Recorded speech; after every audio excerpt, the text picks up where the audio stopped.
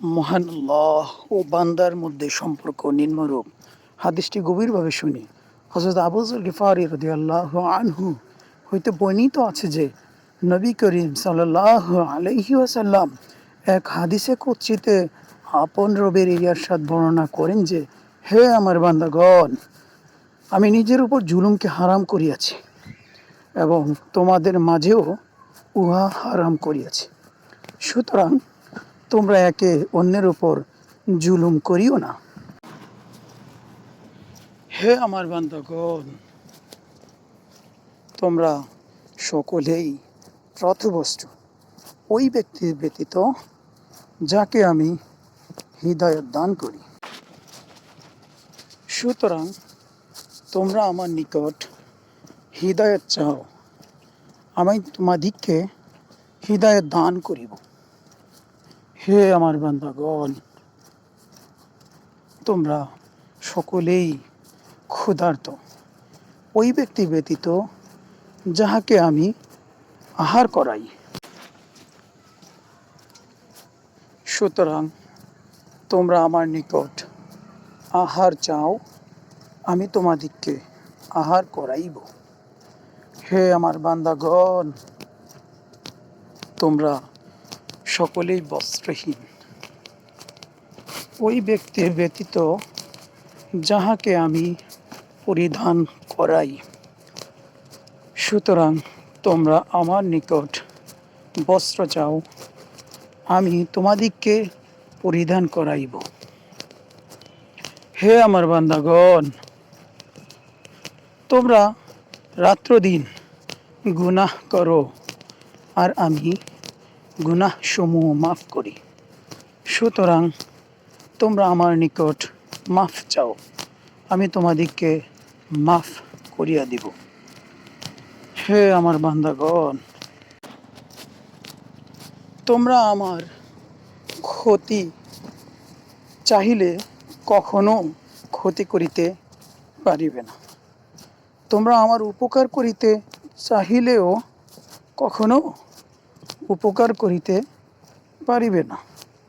হে আমার বান্দাগণ, যদি তোমাদের পূর্ববর্তী ও পরবর্তী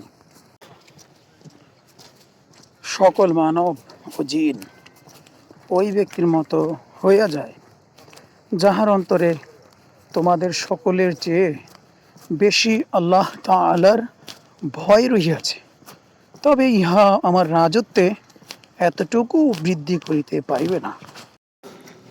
হে আমার বান্দাগণ, যদি তোমরা পূর্ববর্তী ও পরবর্তী সকল মানব ও জিন ওই ব্যক্তির মতো হয়ে যাও, যে তোমাদের মধ্যে সবচেয়ে বেশি বদকার হয়, তবে ইহা আমার রাজত্বে কোনো ক্ষতি করিতে পারিবে না। হে আমার বান্দাগণ, যদি তোমাদের পূর্ববর্তী ও পরবর্তী সকল মানব ও জিন সকলে এক খোলা ময়দানে একত্রিত হইয়া আমার নিকট চায়, আর আমি প্রত্যেককে তাহার চাহিদা অনুযায়ী দান করি, তবে ইহাতে আমার ভাণ্ডার সমূহে এই পরিমাণ কম হইবে, যে পরিমাণ সমুদ্রে সুই ডুবাইয়া উঠাইলে সমুদ্রের পানি কম হইয়া যায়। এই কম হওয়া কোনো ধর্তব্য বিষয় নহে। এমনইভাবে আল্লাহ তাআলার ভাণ্ডার সমূহেও সকলকে দেওয়ার কারণে কোনরূপ কম হয় না। হে আমার বান্দাগণ, তোমাদের আমলগুলি যাহা আমি তোমাদের জন্য সংরক্ষণ করিতেছি, অতঃপর তোমাদিকে উহা পরিপূর্ণ বদলা দান করিব। সুতরাং যে ব্যক্তি আল্লাহ তাআলার তৌফিকে নেক আমল করে, তাহার উচিত সে যেন আল্লাহ তাআলার প্রশংসা করে, আর তাহার দ্বারা কোনো গুনাহ হইয়া যায়, সে যেন স্বীয় নফসকেই তিরস্কার করে, কেননা নফসের প্রলোভনেই তাহার গুনাহ প্রকাশ পাইয়াছে। হাদিসটি মুসলিম শরীফে আসিয়াছে। কত সুন্দর সুসম্পর্ক বান্দা ও মহান রব্বুল ইজ্জাতের মাঝে। আমরা তো এজন্যই মহান আল্লাহ তাআলার ইবাদত করি এবং আল্লাহ তাআলাকে রব বলে স্বীকার করি, কেননা এই গুণগুলো শুধুমাত্র মহান আল্লাহ তাআলার মধ্যেই ভরপুর রহিয়াছে।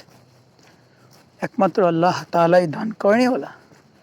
দান তো আল্লাহই করবেন, ক্ষমা আল্লাহই করবেন, দয়া আল্লাহই করবেন, জান্নাত আল্লাহই দিবেন, জাহান্নাম থেকে আল্লাহই বাঁচাবেন, কেননা আল্লাহই আমাদের রব আর আল্লাহই আমাদের সব। তাই আল্লাহ তাআলার সাথেই গভীর সম্পর্ক স্থাপন করা দুনিয়া এবং আখিরাতের কল্যাণের একমাত্র উপায়।